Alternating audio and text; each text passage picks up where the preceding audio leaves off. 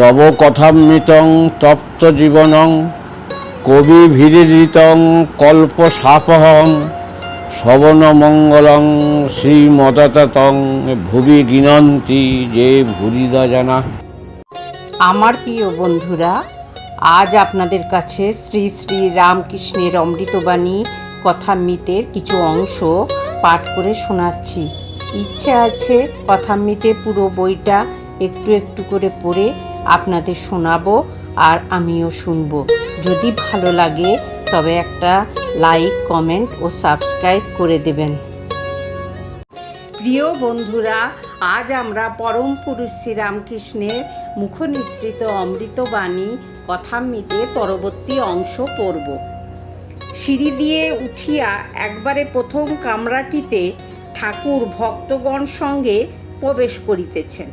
বিদ্যাসাগর কামরার উত্তর পার্শ্বে দক্ষিণাস্য হইয়া বসিয়া আছেন।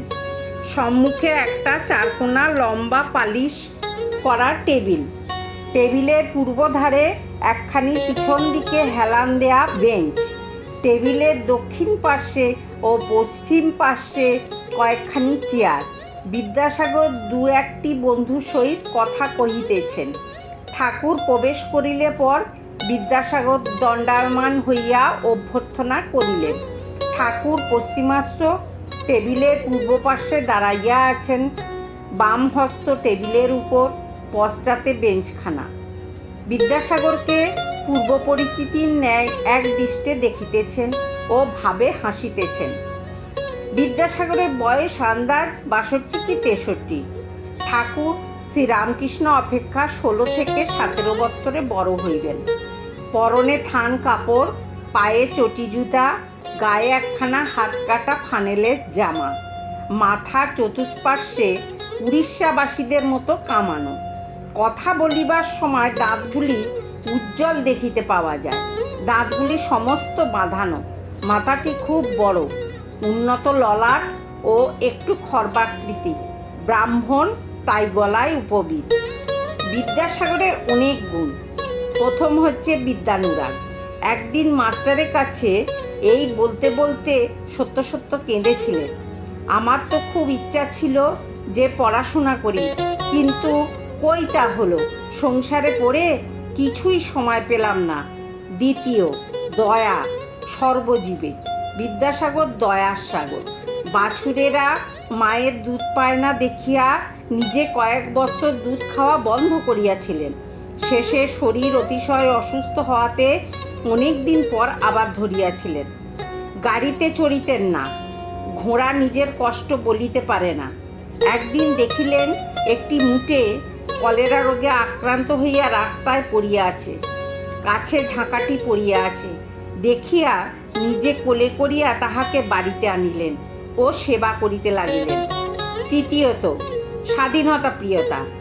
কর্তৃপক্ষদের সঙ্গে একমত না হওয়াতে সংস্কৃত কলেজের প্রধান অধ্যক্ষের কাজ ছাড়িয়া দিলেন। চতুর্থত, লোকাপেক্ষা করিতেন না। একটি শিক্ষককে ভালোবাসিতেন। তাহার কন্যার বিবাহের সময় নিজে আইবুড়ো ভাতের কাপড় বগলে করে এসে উপস্থিত। পঞ্চমত, মাতৃভক্তি ও মনের বল। মা বলিয়াছেন, ঈশ্বর, তুমি যদি এই বিবাহে না আসো তাহলে আমার ভারী মন খারাপ হবে। তাই কলিকাতা হইতে হাঁটিয়া গেলেন। পথে দামোদর নদী, নৌকা নাই, সাঁতার দিয়া পার হইয়া গেলেন। সেই ভিজে কাপড়ে বিবাহ রাত্রে বীরসিংহ মায়ের কাছে গিয়া উপস্থিত। বলিলেন, মা, এসেছি। আজ এই পর্যন্ত বন্ধুরা, আবার আমরা আগামীকাল পড়ব। আপনারা শুনবেন, কিন্তু খুব ভালো লাগবে, মন আনন্দে পরিপূর্ণ হয়ে যাবে। জয় ঠাকুর, জয় মা, জয় স্বামীজি। ওম স্থাপকায় চ ধর্মস্য সর্বধর্ম স্বরূপিণে অবতার বরিষ্ঠায় রামকৃষ্ণায় তে নমঃ। ওম জননী শারদাং দেবী রামকৃষ্ণ জগৎগুরু পাদপদ্মে তয়োষিতাং প্রণমামি মুহুর্মুহুঃ।